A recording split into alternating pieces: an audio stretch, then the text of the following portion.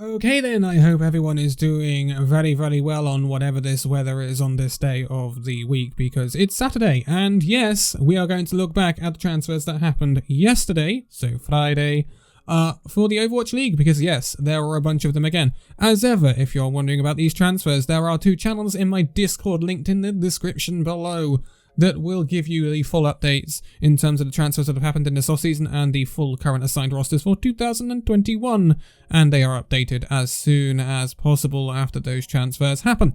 But without further ado, let's get into this. And we started off yesterday taking a look, we're about to take a look at moves at the Chengdu Hunters. So Chengdu Hunters have signed another 2 DPS players. This is actually really interesting. So they picked up Chinese DPS player Jimmy from Ultra Prime Gaming, which is actually the academy team of Hangzhou Charge. And then they have also brought in Kaneki, the Chinese DPS player from Team Cat. So these are two rather interesting signings for the Chengdu Hunters, and it's a clear change in guard at the DPS line of the Chengdu Hunters after we have seen a bunch of changes where they have been going two-way with Team Chaser, or been completely moved to Team Chaser, or been released. There's been a lot of changes at Chengdu Hunters. Starting off with Kaneki then. He comes in from Team Cat. Team Cat had a very, very short period of success in Chinese contenders this year, around about week 3, where they got into second place. They lost to Team CC. Team CC, big dominant force in China. They only just lost in the grand finals against Flag Gaming, whose coach is now with the Chengdu Hunters. But it's going to be super interesting to see how he works out. Again, he's never really won anything. He's been with Cosmos Evalitas Gaming, LDG back in the day as well. But nothing too major. No titles to his name in some respects. So yeah, that's a little rough. And when it comes to Chinese contenders, I'd like to see people coming into the league that have titles to their name. I'd like to see them to have a good sort of repertoire, because let's be honest, Chinese contenders is not the level of Korean contenders. I think we can all agree with that. When we look at Jimmy coming in from Ultra Prime Academy, he's had, again, fairly stable history. Again, another person that was at Cosmos Everitas Gaming. He was at that team when Kaneki was there. So these two guys know each other and know each other well, which is actually really good for team synergy. But he's a primary hit scan player, plays Ash, Widow, McCree. But again, Ultra Prime Academy didn't do massively great. When he was at Ignite 1, again, nothing major, and also nothing major at Cosmos Everitas Gaming or like this player. So it's still, well, they're good, but are they great? Not really. So this is Chengdu Hunters filling out their DPS line. Is it Chengdu Hunters improving their DPS line? Well, only time will tell, but to be quite honest, it doesn't really look like it. Not right now. We have to remember though, they still have Leave and they still have Jinmu, although they are still yet to tie down one of them, and I can't remember which one it is. But yeah, we will continue to keep an eye on the Chengdu Hunters, because there are going to be more moves at that team, that's for sure. Next up, and again, it does seem to be like we are taking a stop at this team every single video we do this week, but this is Hangzhou Spark, and this is Hangzhou Spark basically rounding out their roster. They had 11 players before this, they had 4 supports, 4 tanks, and now they have 4 DPS players. It's the announcement that we've been waiting for, including Mr. Beep It Seominsoo himself. Yes, Seominsoo is back in the Overwatch League. He is with the Hangzhou Spark, as expected, as rumoured. He is back after his little hiatus after leaving the Vancouver Titans all the way back in May. Yeah, it's a little while ago now. Ex-Runaway, quite obviously. Very flexible player. Great Zarya. A lot of projectile and hit scan capability in Seominsoo. He will be a very good player for the Hangzhou Spark. It'll be interesting to see how they utilise him. I think they might try and build the DPS line around Seominsoo. It's going to be very interesting. They've got Architect as well and Godsby. So, if you Shy as well. When you start to look at the Hangzhou Spark, the more I look at them, the more I'm warming to them. It's a very big roster. It's going to be very interesting to see how they keep them all happy. It's also a very mixed roster between Chinese and Korean. It's 7 Korean and 5 Chinese, I believe. But it's going to be interesting. But I think Seominsoo is a great pickup. And alongside the other players that Hangzhou Spark have, their DPS line is looking pretty good. Like Architect, Godsby, Seominsoo, Shy. As long as they can get the best out of them, Pajon as head coach, then I think this will be really good for them. Obviously, Seominsoo is reuniting with Pajon, who were both at the Vancouver Titans before that went south. Let's not get into that conversation. But good luck to Seominsoo at the Hangzhou Spark. Now then, we move to our runners-up for the 2020 season, Seoul Dynasty. We haven't talked about the Seoul Dynasty in a while, so it's nice to get back to them. They have released 4 players yesterday, and it's the 4 we expected to be released, but it does mean we are expecting them to make some moves in the not too distant future, I would expect, because I think Seoul Dynasty will add to their squad. Otherwise, it is going to be very, very thin, and some players are still not even tied down to this point. Yesterday, they let go of 2 support players. First of all, Slime, and then Budosin. Slime was a great player at the Vancouver Titans. We all know his name. And he came into the Seoul Dynasty after leaving the Titans, and it seemed like, oh man, this is a replacement they're going to get for Toby. Toby, who was really reaching an age where we tend to see players retire. And Toby was the last remaining part of that Lunatic High squad. So, it didn't really happen for Slime, did it? Not really. I think Slime would be better in a Lucio meta, and we didn't hit a Lucio meta. We hit a Mercy meta, and that's where Toby really popped off. Toby was fantastic for Seoul Dynasty throughout their run to the Grand Finals, and it will be interesting to see if he's retained. We haven't had him retained yet, that's for sure. So Slime is out. He's still a great player, and I still expect him to find a league place, though. I think he's a great main support. Budosin, our London Spitfire Championship winner, and then now a finalist. He's been double-time finalist, one-time winner, one-time runner-up. And it's tough for Budosin, because I still think Budosin is a great player. I really, really think he's a great player. But I also have this gut feeling that I think this might be the end of the road for Budosin when playing in Overwatch League. I wonder whether Budosin might transfer to a coaching role. It'll be interesting to see what happens. Remember back in the inaugural season when we were talking about Budosin being the second best flex support in the league on that Zenyatta just behind Jonak? How times change. But Budosin had his fair share of play during the Grand Finals between him and Creative. But Creative did overshadow him a lot on the Ana, and we know Budosin's comfort pick is the Zen rather than the Ana. So I think Seoul Dynasty are looking for more players that can play both instead of swapping them in because they're specialists on these heroes. And I think that's why some of these people are going. That's why Slime's going, because he's a specialist. Lucio more than anything else. Budosin because he's much, much more comfortable on that Zen rather than the Ana compared to Creative.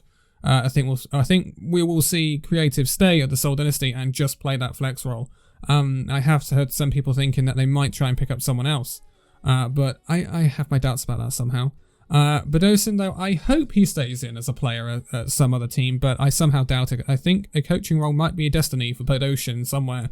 Then we have Michelle, the off-tank. Poor Michelle, the only registered off-tank until 2U come in, and very often not played, because Marvel was played in the off-tank role alongside Jester. It's not surprising. Really not surprising. He was not utilised nowhere near enough to basically warrant his contract at that point, and it's not surprising that Seoul Dynasty have not decided to extend it. Will he get another league place? I am doubtful, to be quite honest. I think he might have to go down to Contenders and prove himself again. Talking about that, Illicit is also the one going to be leaving the Seoul Dynasty, our 4th person. Illicit, again, overshadowed by great DPS players at the Seoul Dynasty, obviously Fitz and Profit. It's tough. It's tough when you're up against competition like that, isn't it? It is the Seoul Dynasty sizing down the roster. It is Seoul Dynasty cutting out some deadwood. Does Illicit deserve another shot at the league? Possibly. He really didn't get to prove himself all that much at the Seoul Dynasty, and being pretty much understudy to Profit and Fitz the most of the time. And it would be a lower league team, though. It would be lower parts of the league, like a Houston Outlaws or a Toronto Defiant, something like that. If not, then he may just have to go back down to Contenders and just grind it out again. Sometimes players have to do that. They prove themselves and come back. Look at I'm 37. He's now back at the Boston Uprising. So he was at the Toronto Defiant before, did nothing, went ground out, won Korean Contenders, and now he's back in the league. Some players have to do that, and that could be the path for Illicit. Anyway, we have one last person to go through in this transfer roundup. It's not a transfer roundup in this video. This is Closer. So Closer started off MVP space, GC Busan, went to London Spitfire, left London Spitfire because, you know, London Spitfire was stacked back in those days, and they won the playoffs with them. He ended up leaving in the second season, went to Dallas Fuel. Yeah, not great. I mean, nothing was great at the Dallas Fuel, was it, in 2019 or 2020, speaking for that matter. It's tough when you're at the Dallas Fuel, unless you're at the Dallas Fuel now. It's never been a place to really demonstrate fantastic skill and pop-up potential unless your name is Decay or Doha. But to be honest, that was a unique case at the end of last season, and look how that ended up. It's tough to prove yourself at the Dallas Fuel. He ends up leaving the Dallas Fuel, and now he is joining up with the Washington Justice. Washington Justice. We saw them pick up Bebe, and now they're going to have Closer alongside him. Closer in obviously the main support role, Bebe in the flex support. It's going to be interesting to see how this works out. I think Closer, what he does bring to this Washington Justice squad is a wealth of experience. And I think that's something that is not always accounted for when players are signed. He has got a wealth of experience. He's an Overwatch League winner, and that can mean so much to a team. Even necessarily if they find another main support and he ends up not being played. I mean, imagine if they signed Slime. But I think a support line of Closer and Bebe will be good. I don't think it is groundbreaking. I honestly think the support line at the Toronto Defiant is better. The new support line, I should say. But the new support line, which is Aztac and Anson J, I think that's better than what the Washington Justice have here. But what the Washington Justice have here is experience in the league. Bebe last year with the Hangzhou Spark, and Closer, obviously, throughout the entire league's history, because he came in with London. So it'll be interesting to see how this works out, but I think it's a decent signing. I don't think it is groundbreaking. I thought the Washington Justice could do better than this. And I'll be honest, if they got the Toronto pickups, like, they've signed Mag, they've got Tuba, Decay, and Jerry. If they'd signed Anson J and Aztac, I'd be looking at this Washington Justice squad and be thinking, oh boy, there's an underdog. There's a team to not mess around with when you come up against them. But now, not so much. I still think it's a little bit on the weak side. Again, we're all waiting to see what they sign in the coming weeks and months. New off-tank, definitely, because they need one. No more Janu. And obviously, they might also bring in another support just for cover in that role. So it'll be interesting to see who comes in there. To round this video out, there are some rumours going around. Nero, the Nero situation, he's been heavily linked with the Houston Outlaws, but apparently someone has come in with a 11th hour bid for Nero, which is putting the move on hold. Will be interesting to see who that one is. My money's on Toronto Defiant, but don't know. That's just me prophesizing. And then we are expecting that the Shanghai Dragons will pick up the ex-Chengdu Hunters support, Molly. If this happens, then I'm expecting it to be basically as a backup.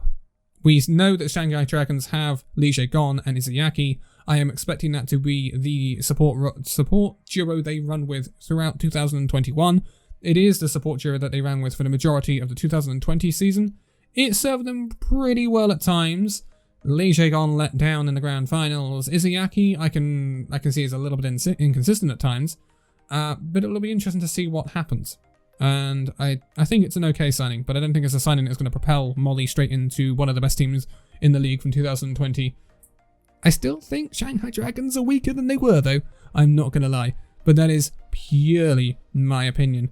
Anyway, we are going to end it here for this one. Remember the transfer stuff on the Discord server. The link is in the description below for the Discord server. Also, my Twitter is in the link in the video description as well. Pretty much everything's in the links in the video description. You just got to take a peek, really. Yeah, I'm going to go now. Have fun with all these transfers, and I'm sure there have been more that have come through since this video was made, and it's going to be outdated already, because that's what tends to happen at this point in the year. I'm going to stop babbling. But for now, thank you guys so much for watching this video. If you'd like to give it a like, subscribe if you're new, and I'll see you in the next video. See you then.